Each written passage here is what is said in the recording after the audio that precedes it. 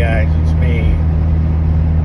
It's probably 8:22 Monday the 10th or the 7th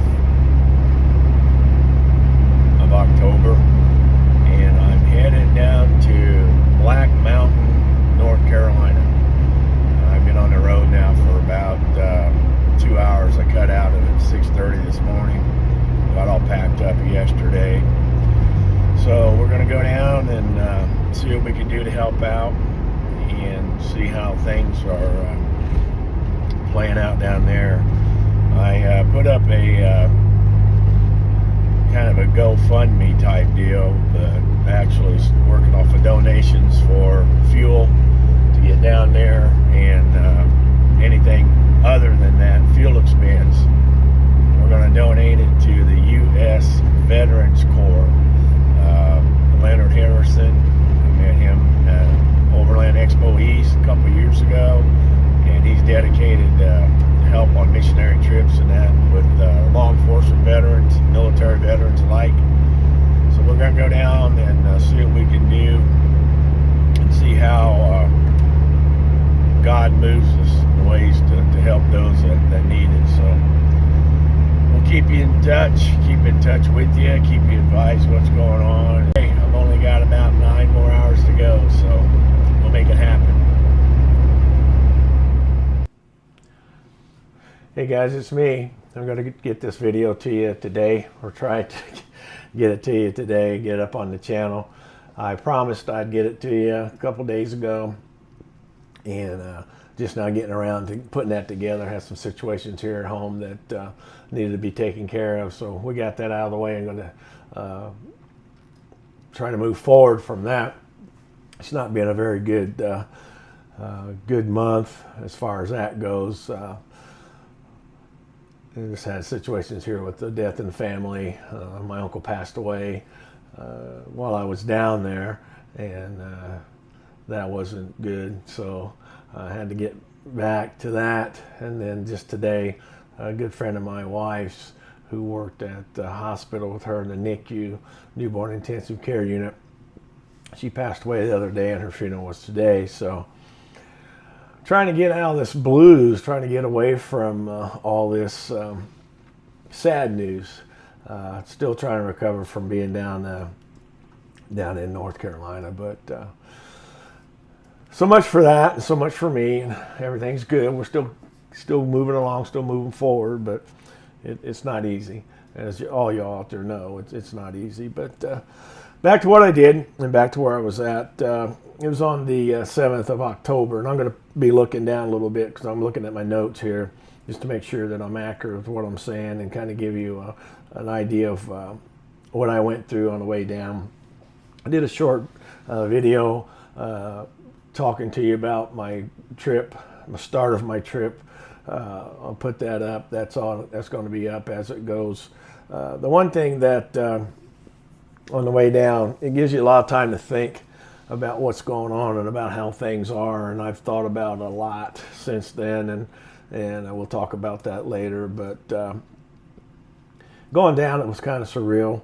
I wanted to get there, but it was about 11 and a half, 12-hour drive for me from home, and wasn't real sure if I was going to go through, drive straight through, or if I was going to stop somewhere and camp or what have you. But I don't know, that drive kept me going, and I was headed to the Black Mountain Presbyterian Church there in Black Mountain, North Carolina, because I was advised that that's where I needed to be by a friend of mine, Leonard Harrison.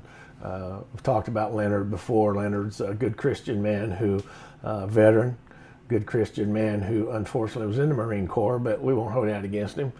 But Leonard's a good man, good Christian guy.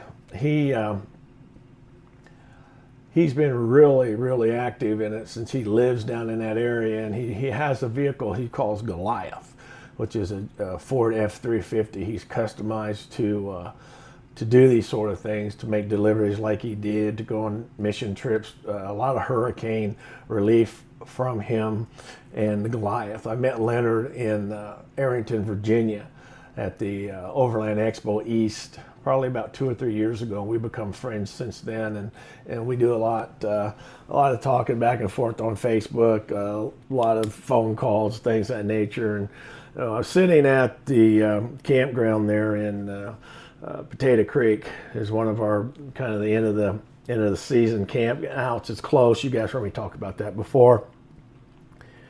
And Amy and I were sitting there, and we were looking at social media, and I just seen all the stuff that was going on with the hurricane and the help that they were not receiving. And it just moved me. And I do honestly believe that God said, hey, you need to do something. Quit talking about it. Quit worrying about it. You're sitting here in your comfort of your nice home. You're sitting here in this campground with all the amenities that you have here. And these folks have nothing. And when I say nothing, I mean nothing. When I traveled down, on my way down, I saw a bunch of utility vehicles headed down. I took the path of going down 31, 465, 74 over to Cincinnati, and down 75, I believe it was, down towards North Carolina, down into that Pigeon Forge area, Gatlinburg area. So we traveled that way numerous times to Pigeon Forge, to Gatlinburg, especially the Jeep invasion. We've done that probably 3 or 4 times. So that area kind of looked familiar to me. Drove through, and then it got to a point where it was getting late. And I was trying to decide whether I was going to keep going or whether I was going to find a camp spot. And I finally decided to keep going because I had this urge, this drive to be there, to get there. And I kept going. And the only time that I kind of ran into an issue was in Ewing, Tennessee. And that's where I believe it was High Interstate 26 was totally wiped out. I mean, it was gone. And from that point, it took a lot of detours, a lot of turnarounds. But I did finally make it into Black Mountain. I got in Black Mountain late that evening. Met some folks at the church. At that Black Mountain Presbyterian Church. I met folks there, and they kind of gave me some guidance about what was going on, about what I needed to do, about where I could stay. And I did stay in the parking lot there at the church. Popped up my rooftop tent on Baby Girl and got my camp set up there, had dinner, ate a little bit, sit around, but it was an eerie feeling because they, unbeknownst to me, or that I didn't think about, was they had a curfew there. And it was eerily quiet, That location, street lights were working. They had electricity in some areas, but they didn't have water. No water at the church. Electricity, as I say, but no water service there. So it was kind of weird that evening, but I thought, well, okay, maybe people are not out and about or around. See no looting, see none of that, absolutely none of that. What they were talking about that was happening in some other areas of the hurricane location, but I didn't see any of that. So went to bed that evening up in my rooftop tent, said many prayers. I think God and I talked for about an hour that evening because it was really something that was emotional to me and something that I really had to get my head wrapped around. You understand this too, though. I mean, I laugh about this and joke about that with Amy and Caitlin and stuff now, and other friends and family. But back in the day, I would park my Indiana State Police trooper vehicle, or stripe, we called it. I'd park it in a bean field, a hay field, alongside a highway, alongside the road. And we observed for tornadoes. We observed for funnel clouds. And we would report back to the post and let them know what was going on, if we saw a touchdown or rotation and that sort of thing. And back then it was just kind of like, okay, it's my job. It's my job to do. And I would see funnel clouds and I see rotation. We had tornadoes in Sheridan, around that area, Hamilton County, different locations. I can't remember them all, but I was involved in that, more so in the setting up a perimeter, keeping people from coming in and out, that sort of thing. So really never got down into the area after the fact to observe, see destruction and stuff like that. So it's been a while since I've been around that type of thing. So pray to God about that. Pray to have some sort of sense to myself to provide what assistance I could provide and to go in that direction. and it was a long night. Got up the next morning. Activity started probably about 7:30, 8 o'clock. I know some of the members came in. The church, they came in. They held a meeting there. At that point in time, they had everything pretty much set up because I got in there probably, 4, 5, 6 days after the fact. And everything was they were kind of putting things in motion. This Black Mountain Presbyterian Church was the delivery depot. This is one of the delivery locations, donation delivery locations. So it had a lot of activity there. And right from the start, that next morning, we started receiving people coming in to donate. And I mean coming in droves. Folks donating from the trunk of their car, getting stuff out of their car to 2 semi-trailer loads full of stuff. And that was kind of one of those things where once you get going, boots on the ground, you just kept going.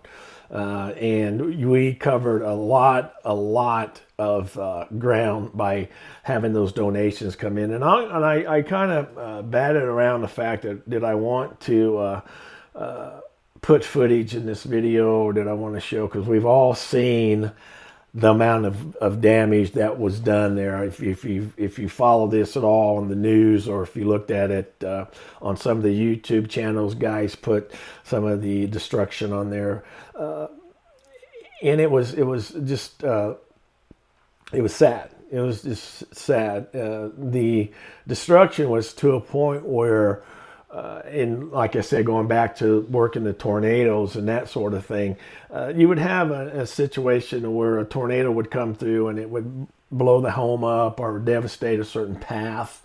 And some of the area was far more devastated than certain parts.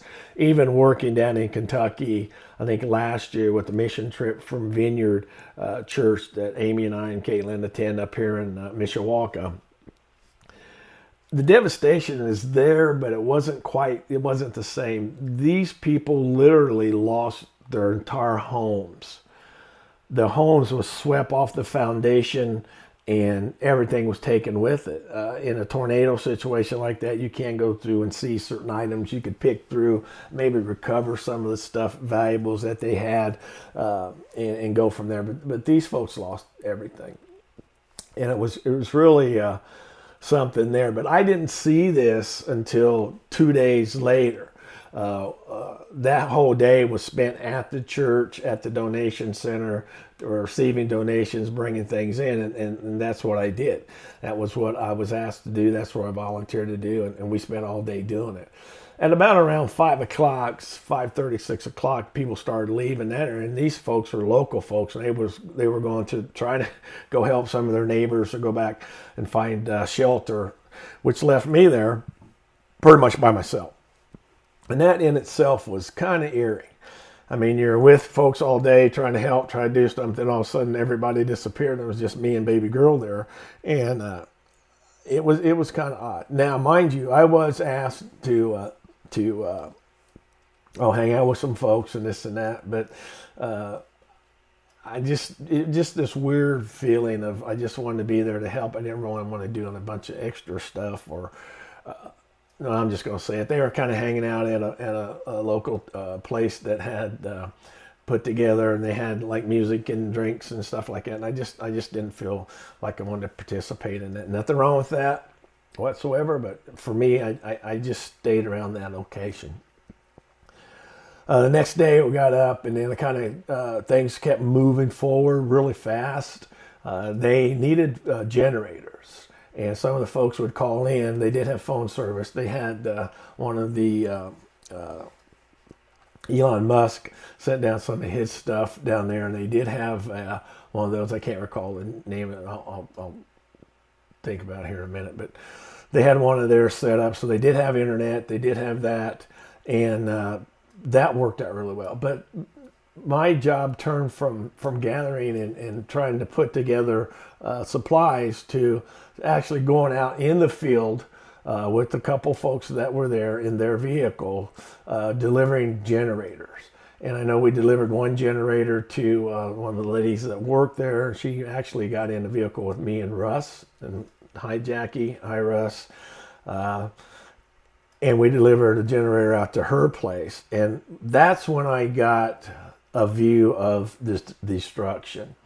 Swananoa is where I was at, and you see a lot of that on TV, you see a lot of that on the news, and that area was totally destroyed. I seen things that I never seen before throughout my career in law enforcement and working disasters and that thing. Never seen anything like it before, ever. This small river that was there turned into this raging flash flood that just took everything. I literally saw a semi-tractor. It had been ran down the river that was flipped and flipped and flipped and ended up on the bank on the other side, totally destroyed, along with cars, you name it, it was there. The other thing that was kind of eerie was the fact that a lot of this debris, as you see in some of the photos that are depicted in the news and on YouTube, was rolled up. Just a big roll of everything. You name it, it was rolled up in there. Debris, wood, trees, cars, you name it. And that was an eerie thought because they had a cadaver team out there that was still searching for bodies when I was there. And I could only imagine getting caught up in that mud and debris and all that, and still the people that are missing that haven't been found could possibly be in something like that. So I got that ride up to place the generator, and it was probably a 40-minute drive just to get a few miles down the way, and it was so sad to see. So we did that. I delivered probably 4 or 5 generators, hooked those up for the folks. I got their electricity hooked up to that, so at least they had, they wanted their refrigerator hooked up on that, able to run maybe a small heater. We tried to do the water thing, but there's no water there. I mean, the water lines and all that were busted and tore up. So this generator is just basically for some lighting, run the fridge, maybe a heater, possibly, things like that. And so that was the second day. Third day was pretty much about the same. We did that. We delivered generators. We helped put out donation stuff. We helped reorganize the church. We helped reorganize the stuff that was brought into the church. And the church is a pretty good sized church, and it was full to the rim with stuff, full to the rim with things. And we kind of got that set around. And these folks, I want to tell you, guys, the people there, the public that were there, the citizens that were there, the folks there were just amazing. Just amazing people. I mean, we had volunteers that these folks went. I mean, I seen people going from 8 o'clock, 7:30, 8 o'clock in the morning till right up till 5, 8 hours, 9 hours straight, just going at it, and then leaving there and going somewhere else and trying to help. In that situation, we delivered some clothing that was needed for kids, and they needed coats, clothes, and stuff for kids, and then they needed work boots and work jackets for some of the men, for the adults, I will say, and men's boots. So we delivered that to a restaurant that was shut down but was taking donations, and everywhere you went, you saw donations of some sort sitting out at the end of these businesses and parking lots. You saw people cooking food, you saw water, you saw clothes, you saw people giving away fuel, you saw people praying, you saw just anything you could imagine that these folks needed, it was there. And that is the part that was so heartwarming to me, to see humanity at its best. Not the crap you see on the news, or not trying to make it sensationalize this and that and all the other bullshit that they put out there. I'm talking deep down, wholehearted humanity helping another human being. And that was the part, I think, that's the signal I got from God to go help. And that's what I received from those people. When you literally stand there and you pass out food, or you pass out blankets, or you're passing out something that somebody needs because they've lost everything, and they thank you for that, they look you dead in the eye and they thank you for helping them. That's what I got out of it. So with that, I made a determination of whether I'm going to put, and I might, I think I will. I think I'll focus on some more of the positive things that I saw down there on humanity, and I'm not going to put a bunch of photos on this that showed destruction, show that. You want that, go to another channel and check it out and see for yourself, because I just don't think that what I want to show and what I want to promote on this video is I want to promote humanity. I want to promote Jackie and Alice and Russ and Dave and those folks that I met there that were at it. They're at 9 days from the beginning of this thing started. They've been at it all day long. I want to promote Leonard, who's been no sleep, who's been running his truck 24/7 trying to deliver, and he was out delivering to folks that were shut off, that had no way to get down or had no way to get supplies in. So he was making those runs. That's what I want to dedicate this to. So I thank all of those folks that pitched in. I really do. I thank you, some of the folks that overdid out of generosity, and you know who I'm talking about. Thank you so much for what you've done. I tried to make sure that when I got there, I relayed that it wasn't just me. It was family and friends that donated. I had family members donate.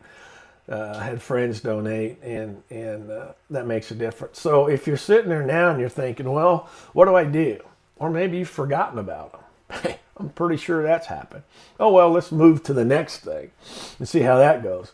If you've forgotten about them, which I hope you haven't, and if you have not forgotten about them, this is what I'd like for you to do. And I know everybody and their brother's wanting donations. Everybody's asking for donations. But right here, in your heart, and you say, boy, I wish there was something I could do. I wish there's something I could do. Well, there is something you can do. And right now, it would benefit them, I think, more so than sending down clothes and materials and things like that, is to donate cash or to make a donation. I did put up on Facebook, and I will put up on this video, the 2 places that I donated. I thought going down, I was going to only donate to the U.S. Veterans Corps, veterans of military and law enforcement who I was connected with Leonard, who is going to help me get to you. That's who I thought I was just going to donate to, but I split it. After being around the people at Black Mountain Presbyterian Church, I divided it right down the middle of what I got. They got the same amount. Each person, each area got the same amount. And I am so proud and so blessed to be able to do that. So this is what I'm going to challenge you to do at this point. Don't turn off the TV. Don't click. Don't move on. This is coming from old Tom. I challenge you who are watching this video, if you will go to Black Mountain Presbyterian Church, the website, which I will put up a link for you for that and make it easy for you, and you go to U.S. Veteran Corps, and I'll do the same, put up a link and make it easy for you. $20. $20. Put on your credit card. Worry about it later. That's what I did. $20 is the challenge for you to send that to them to help out. If you really want to say, you know what, is there something I can do, or what can I do to help these people? That's what you can do. I usually don't ask that, but I'm asking now. I really am, because I saw it firsthand. I saw it firsthand by going there. I saw it firsthand by being there. And that was my calling, and I accepted it. So what I'm going to do for you is I'm going to do this. I'm going to pray for you very hard for everybody. With everything that's going on in the country now, when everything's coming up, all the things that are sidetracking us from what we should be thinking about now. I'm going to pray for each and every one of you out there. And I'm challenging each and every one of you. Send in the $20. You'd be surprised who you can help.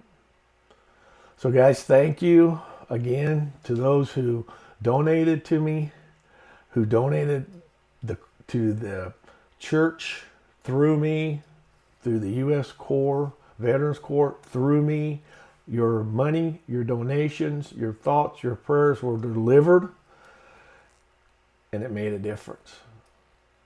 And you have made me whole. You helped me be whole by doing that. So thank you, and God bless each and every one of you. Accept the challenge and make it happen. Thank you.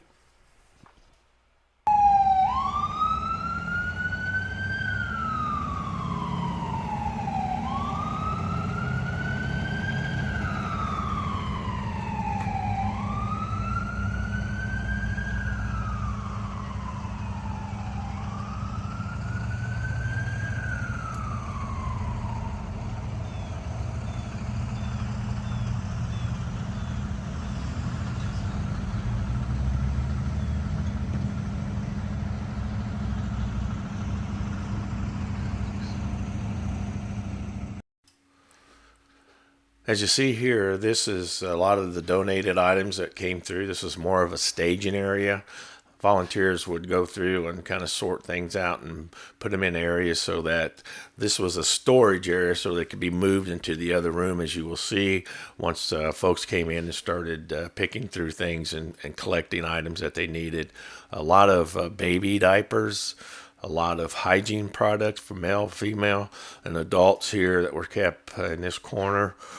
Here's a camping area where individuals would come in and they had no means of cooking, nothing. So flashlights, those little 1 pound LP tanks they'd use, cooking, grills, Blackstone flat tops, barbecue grills, cots, candles, flashlights, batteries, you name it was stored here until they came in and they could pick something up. Walk through here towards the back of the church. This is the area where all the canned goods came in and were stored. Off camera left, you would there's a doorway there that's where everybody pulled up in the back and where items were unloaded and brought through into the church to these staging areas. A ton of canned goods, non-perishables. We had some folks that tried to deliver some stuff that we couldn't keep because we had no way of keeping refrigeration on that.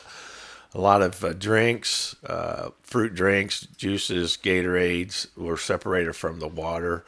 A lot of powdered Gatorades, a lot of power bars, things like that folks could use and get some sort of immediate nutrition from.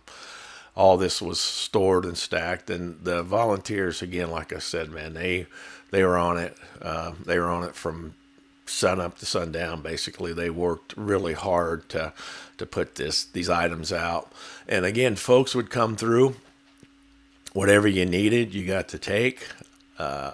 They asked if they could take some other stuff for friends and family that couldn't be there, and there was no limit on it. If you needed it and it was there, it was readily available to you. Walking outside in the courtyard, this is where they stored most of the bottled water, which was covered. I have to admit, it was covered, so there's no contamination of plastics where you leave it sit out in the sun. They did the best they could to keep it covered. Pet food, dog food, chicken food, corn for chickens, guinea pigs, you name it was there. That back room was full of pet food also. This is a storage area where the generators were kept and electrical equipment, extension cords, things like that were needed. And these were distributed out to those that needed and didn't have any electricity, basically just to run their fridge, keep their refrigerators going, and some lighting. This tore at my heart. They had a request come in for toddlers, clothes, coats, because the weather was changing there and it was starting to get pretty cold. So this restaurant opened up its area to accept those donations. At each and every end of the driveway, you'd see water bottles and water set out. This location is the food court. It was set up down by the rail yard. It was kind of an offloading area for items that were brought in, donations. This is 2 semi trailers full of stuff was offloaded here. You can see the shipping containers. They were there. Those are the only ones that were left. The other ones were washed away, so they utilized those to store stuff and to have a secondary location from the church. This kind of says it all right here.